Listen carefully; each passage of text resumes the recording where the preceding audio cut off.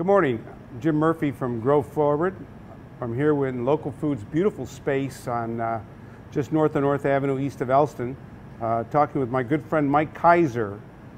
Mike is a entrepreneur, businessman, golf developer, philanthropist, father of many, and husband of one. So, Mike, great to have you here. Good to be here, Jim. Let's just start with the early days. What did you do before college? Where'd you grow up?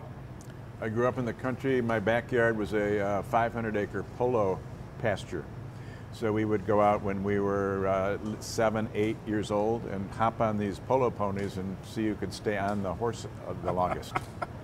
It was sort of an idyllic place, at least in the summer, to grow up south of Buffalo, New York. South of Buffalo. In East Aurora, New York. At least the summers were great. The winters had the advantage of I was guaranteed 2 weeks off every year because we are in the snow belt of North America. So every winter there would be no school for, on average, 2 weeks. So that's not far from like Cornell University, is it? No, it's probably 3 hours from Cornell. I see. So, and what about college?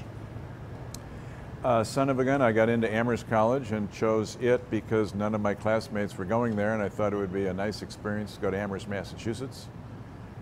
It was a great experience there. It turns out probably the only school, Division III school, I could get on the golf team. It was sort of an academic place, and every class had one very good golfer and then a bunch of also-rans. And I was one of the also-rans and played number 6 on the Amherst College golf team for 3 straight years. Never could have done that at any other school. And you graduated at the top of your class, I assume? I graduated dead even. I was in the 50th percentile of my class, and I felt that was quite an accomplishment because there are a lot of big brains at Amherst College. Still are. How did you come to find Chicago? How'd that happen? One of my roommates at Amherst was Phil Friedman from Highland Park, Illinois. And when we decided, when we were skiing in Vail, Colorado, post-college, before he returned to law school and I went to business school, we decided to start a greeting card company. And we had a choice of going to New York City, which we knew well, Buffalo, where I'm from, or Chicago, and decided Chicago was the center of the country. It had a vibrant publishing, printing industry here. And it turned out to be a great choice because we were right in the middle of the country and perfect place to distribute greeting cards. And when did you start that? We started that in 1971, the same year Earth Day started. And the principle behind it was? People were crazy for ecology. That was the year that ecology became a word that people used. So we were printing greeting cards on 100% recycled paper, and we thought that would capture the retail imagination of the country. It didn't. It turns out that almost no one buys cards based on its recycled content. They buy cards because of its verbal content. That took us about 3 years to learn that. So, you know, starting that company with Phil and some other things you've done since kind of require a little bit of vision. A little bit of luck, but a little bit of vision. I want to focus, we all know luck plays a role in a lot of things, but you have to have vision to even get set up to have luck, okay? And vision thing is kind of connected to entrepreneurialism, okay? And being able to see a vision and then make the moves to actually make it happen. Talk to me a little bit about that. Do you have a vision thing? Do you think you can kind of see things a little bit out there in the future? And you know, how have you learned how to make them happen? 2 things. One, our initial vision was print anything on 100% recycled paper and American consumers would buy it. That was wrong.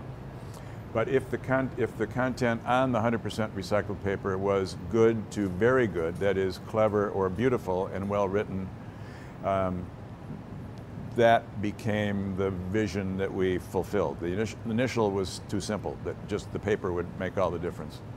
The second piece is we knew nothing about greeting card content and knew that we knew nothing and had the good sense to try a lot of things. And in the course of trying a lot of basically testing a lot of artists, we got lucky and we found a genius in year 5. We started the company in 1971. We met Sandra Boynton our genius in year 5, and we both had the good intuition of saying, as soon as we met her and saw her work, she is a genius. Let's work with her exclusively, meaning she with only us. I just got back from Nova Scotia with Sandra. She's gone on to, we've sold hundreds and hundreds of millions of her cards.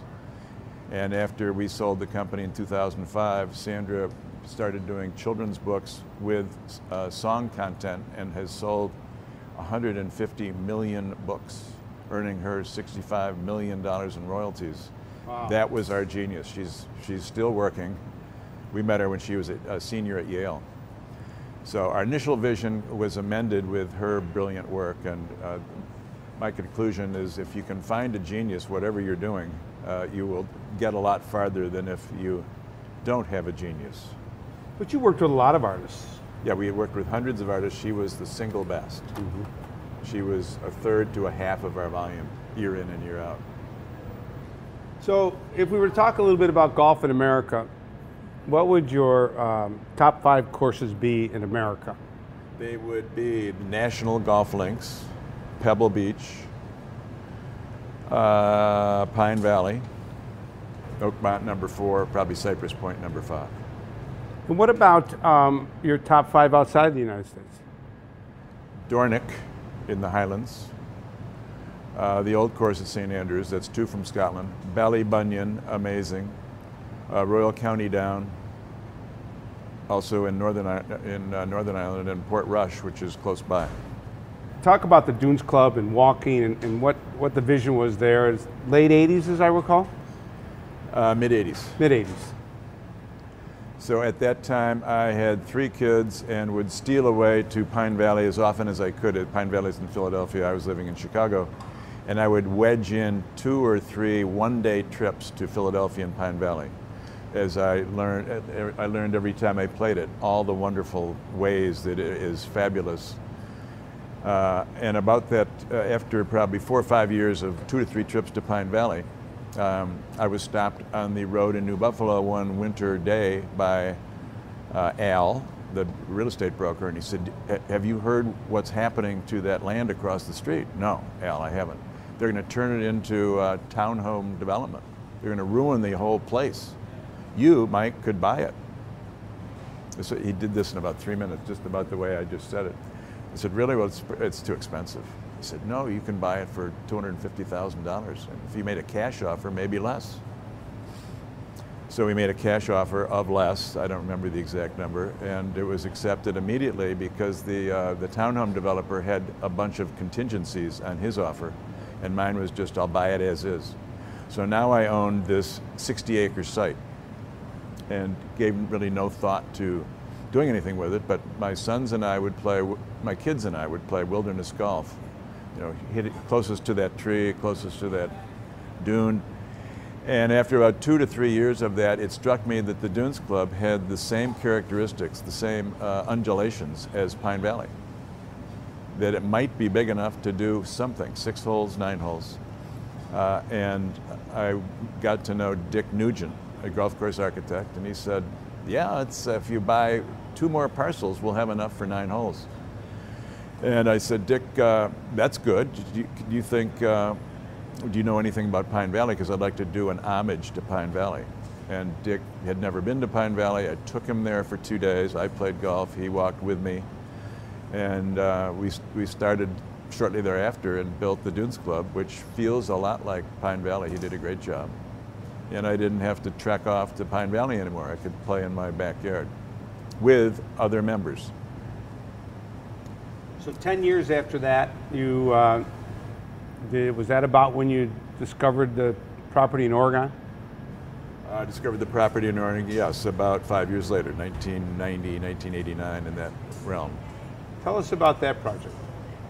I had so much fun, and the whole, you would have too, Jim, because you were thinking about building golf courses at the same time I was. And it's just nothing but fun. So as I finished the Dunes Club and as I've started to get interested parties to become members, we now have 100 members, I thought to myself, I've got to do this again. It was so much fun. And what I learned in doing it, like Pine Valley, is it has to be on sand. If you build a golf course, find a sand site. I didn't know where to find sand in the Midwest. I assumed that the easiest sand to find was on one of the coasts. And I eventually ended up at northern Oregon, northern California, southern Oregon, as a site when a real estate broker called me out of the blue and said, I hear you've been looking for a site on the ocean. I have a 1,200-acre site. I know nothing about golf, Mr. Keiser, but I thought I'd just try it out. So I went out there the next week, and it was as good a site for golf as Ballybunion, as the Irish courses I mentioned. It was big dunes covered in gorse and Scottish broom. Big, beautiful dunes. Ready. It had been waiting to have a golf course put on it for eons. And now there's 5 courses or 4? Or? Now there are 5 courses with 2 more envisioned. So one of the things about your clubs at Bandon was probably the first experience of this is the Irish-Scottish model of more public play, and maybe even the caddies are members of the club. Okay, unlike our American model where our clubs tend to be elite. What took you there? How does that work for you? How do you think that through? Basically, Dornick and many of the Irish courses became my model, as you know from your many trips over there. The private clubs there are very welcoming to golf tourists like us. And you've had the experience you mentioned so often that the caddies available are members, and we often end up becoming friends with them. It's a great model. So the model was Dornick, Ballybunion with caddies. Talk to me a little bit about, before I change subjects, we've just morphed a little bit around, talk to me about Dream Golf, the book. What was the inspiration of that? Who wrote it? Tell me a little bit about it. Steve Goodwin wrote it. He's a novelist. The publisher was the most important person. Peter Workman, now dead, owned Workman Publishing Company, which also published the books of Sandra Boynton, interestingly. Peter is an avid and lousy golfer, as most of us are. Most of us avid golfers aren't very good. Peter wasn't very good, but he loved golf. He loved Bandon, and shortly after playing it for the first time, he said, "Mike, why don't I do a book on it?" And I said, "Fine, as long as I get to approve the author, and as long as it's not about me, as long as it's about the whole team and the whole group that did it, I'm open to that." So Steve Goodwin did I think, very good job describing the whole fun process of finding the land and engaging scores of people in building Bandon Dunes. Do you have a theory or philosophy about responsibilities of individuals to serve and give back in a community? You've done a lot of that yourself. Do you have something you can tell us about in terms of how you process that and think about that? The school I went to in Buffalo, the Nichols School, preached for those who have been given a lot of ability, much more is expected back. It's not exactly the adage, but to whom much is given, much is expected. And they would, at Nichols School, they would hammer us with that every opening day and throughout the year. I remember my friend Jack Walsh's dad would give that speech 3 or 4 times, and we all looked up to Jack Walsh Sr., and he said, "If you guys are all smart and lucky, so we expect a lot from you." So when you take that concept and then you think about the educational opportunity that you and I have been fortunate to have, what does that do for you when you think about educational opportunity for young people in Chicago? I wish they were getting that message, number one. I don't know that they do. I think it's pretty much do well in school, you get into college, and they I think, don't tie that in with what you're going to do when you get out of school. We sort of, at Nichols, we expected to be engaged in the community and to help the community, and I hope that message gets to the young people. Now, you spent some time, I think you were head of the board of the Shirley Ryan Ability Lab. Talk about that a little bit. Great place in Chicago. I joined the board 25 years ago because of pressure from my good friend Connie Coolidge, who was on the board.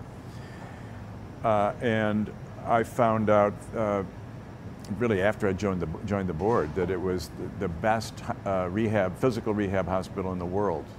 And I liked the idea that the RIC was the only such organization, institution in Chicago that could claim to be year in and year out the best in the world. So I've always been very proud of their outcomes. We just finished building a $550 million hospital and named it after Shirley Ryan, who with her husband Pat gave the last big gift that enabled the new hospital to be built. Fantastic. It will mean that our number of patients will grow from 175. We basically are too small for the demand. We have a waiting list to get in, which is not good. And the new building will take 350 patients. And there'll probably be a waiting list to get in even then. Let's switch back to golf a little bit. Let's talk about your thoughts on caddying. Young men and women out there carrying bags around. Do you think the caddies learn more from the members or the guys are carrying the bags for, or do the guys carrying the bags learn more from the kids that are carrying the bags? I think it's a nice mutual thing. The caddies we've attracted up in Wisconsin are good examples of this. My favorite is Theo, who is a talented orator, philosopher, very curious, so he learns a lot from us. But I'd say it's a mutual thing. If you take someone as gifted as him, we learn as much from him as he from us. And it's quite probable that caddies for the summer learn at least as much about life as they do in the school year. Right. I know you agree with that. I do agree with that. How many caddies do you employ out of Bandon? It's grown to 5 courses, as you said, and we employ 350 caddies. Wow. I think it's the biggest caddy operation in the country. And that's all comes about because we are walking only, something that all the experts in golf said, the last thing you want to do is remove carts from golf. And we basically said, we disagree. We're going to make walking the centerpiece of Bandon Dunes. And 85% of our guests, all of our guests, with a few exceptions with disabilities, walk, and 85% of them use caddies. Fantastic. I know that you serve on the board at the Field Museum, and conservation is a big part of what you do. We've talked a little bit about education, a little bit about conservation. Up in Wisconsin, you're working on a project, and Wisconsin was the home of Aldo Leopold. In rereading Sand County Almanac and going through it again, it's been 15 years for me since I read it. He was just a fountain of quotes. He just had so many quotes that you could just pull out and say, take a little nugget out of that and say that was really good. So I just want to read you a quote. I actually got a couple quotes, but I want you to give me your thoughts in terms of what it means to you in terms of education, your project in Wisconsin, conservationism in general. But he said the problem then is how to bring about a striving for harmony with the land, among whom education and culture have become almost synonymous with landlessness. Think about that. I mean, do people, when they come up to see your place, are they experiencing something for the first time? Definitely, yes. They're visually overwhelmed by the natural beauty of the land that we've restored from what it had been, which for the last 150 years, that area of Wisconsin, as you know, was one big red pine plantation. Pines planted 6 feet apart in rows, harvested every 60 years. It was one big, probably 500,000 acres of red pine plantation. What people notice when they drive in, as you have, is with no red pine plantation, with a restored sand barren landscape, you're visually overwhelmed by the size of these sand dunes that have been revealed because we've cut all the red pine trees down. The vision of seeing what it could be when it was trees, and a lot of them. So we're now talking about Sand Valley Golf Club in Rome, Wisconsin, Mike's latest project, and where we had the pleasure of visiting it prior to any change, when it was in the form of this pine. You saw the before and then the after. How hard was it or difficult was it for you to see that what it's become from what it was when you went there the first time? It wasn't as hard as some people think, because there were pockets in this 15,000 acres that I ended up buying. There were pockets where you could see 100 feet by 100 feet swath of treeless sand dunes. So it's fairly easy to see, and I think when you visited with me the first time, it was you couldn't really see anything when it was all forested with these red pines, but there were these little lookouts, blowouts, where you could see the raw sand in dune shapes, and we got it. So when you did your first course, you had many really, really, really smart people at Band and Dunes telling you, "Don't do this, Mike. This is the dumbest thing you could ever possibly do." Did that happen in Sand Valley, or did everybody get a lot smarter? Well, by then, Band and Dunes had become a success. So all the doomsayers, and there was everyone I asked, probably including you, and including me, thought that Band and Dunes made little sense. And the fact that it succeeded struck us all as just astonishing. Band and Dunes is 10 hours from San Francisco, so it's proximate to nothing. The Wisconsin site is 4 hours from Chicago, but reasonably close to Milwaukee and Madison, and right on the driveway to northern Wisconsin, which a lot of people drive in the summer. So I think everyone thought the sand dunes were the same. There was no ocean, but it's a lot closer to metropolitan areas and had a better chance. Still remote, but not as remote as Band and Dunes. There's another famous Wisconsin land architect restorationist from Chicago also by the name of Jensen. He did the clearing in Ellison Bay, Wisconsin, and he built a lot of the parks here in Chicago. Tell us about his connection to your project in Sand Valley. His connection started with you telling me that I've got to get in touch with Jensen, which I did, and he began working for us as the naturalist and landscape consultant. He's been great. I was amazed when I mentioned this at a board meeting at the Field Museum, that I had just, because they said, "Do you have someone who knows what he's doing in terms of this restoration?" And I said, "Why, yes." My friend Jim Murphy suggested I call and hire, which I've done, Jensen. And the whole group of naturalists and scientists said, Jensen?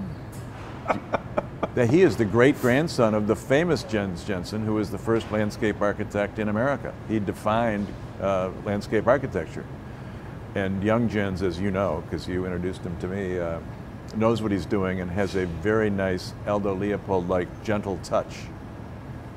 So unlike the golf course architects, his project is more all the land that's not the golf course. Is that correct?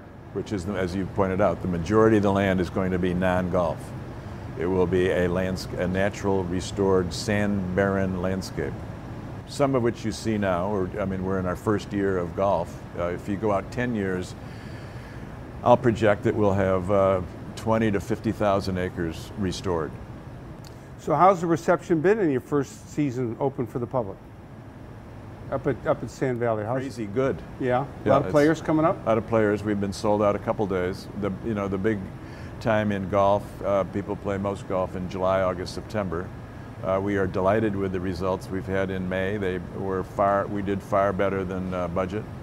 June is working out the same. So it's being extremely well received by people like you. And the clubhouse, is that open? Clubhouse just opened 2 days ago. Mm-hmm. And what's the plan in terms of number of courses, or you're building a second course? My two sons, Michael and Chris, are in charge of much of that, and Michael is a voracious builder and would like to build 6, 7, 8.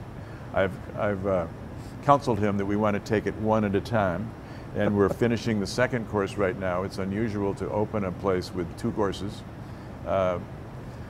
Sand Valley, the first course opened this year. Next July, David Kidd's Mammoth Dunes opens, and we'll see what the reception is for both of them, and that will determine whether we build a third course. We certainly have sites for it, just a matter of demand. And Sand Valley is also a walking course? Yes, same as Band and Dunes, walking with caddies, both young and retirees. Great. We had sent out a public notice. Who wants to caddy at Sand Valley about a month ago? 200 people showed up. And it was 2/3 high school kids, which we thought would happen, but not to that extent, and 1/3 were teachers or retired. Very nice mix, very nice people, from whom we will learn a lot. So, 25 years from now, are they going to say Mike Keiser was a great businessman? Was he a great golf course developer? Was he a great philanthropist? Just a good father and husband? What do you think? What are people going to say? I think it'll go to golf, because 25 years out, no one will remember the other things. But golf is, once you build a golf course that's popular, it's here to stay. So this is what I'd like to be remembered for. I built golf courses that were fun to play. Ever since World War II, we've been building golf courses in America, designed by Arnold Palmer and Jack Nicklaus, that basically would withstand the qualities, their good golf. And we stopped building golf courses that were fun, like all of the courses in Scotland and Ireland are built to have fun. It seems that you can play one of your golf courses and start with the same ball and finish with the same ball when you're done. It's sort of amusing to have golfers come off most of the courses at Bandon Dunes and say, I started with this ball and I finished with this ball. If you were to play Firestone, yeah, that probably wouldn't happen. Or Muirfield Village. Muirfield, no. Definitely not. Muirfield, you could lose 3 on a hole. Yeah. Right, hit good shots too. So that's the kind of course we've been building for 50 years, Muirfield Village. Well, this has been a lot of fun. Really want to thank you for coming in and spending some time here at Local Foods. And I love this store. Chatting. Yeah, we're really happy with it. People are just really they're coming here and enjoying it and enjoying the experience and trying to connect more with their food and understand what they're eating better and understand the nutrition and taste qualities of local. It's nice to be able to bring people in here, talk about it, talk about things that are connected, not exactly, but your conservation work is important. It's very, very important work. It's all about people trying to get to know the land better, understand that food doesn't come from a grocery store, it comes from somewhere else. Land restoration in Wisconsin is a big deal. It's a great state. I think that you've really raised the bar in Wisconsin, and I think a lot of the residents there really appreciate it. Yeah, I think it'll grow, and it's following. Thanks, Jim. All right, great. Thank you.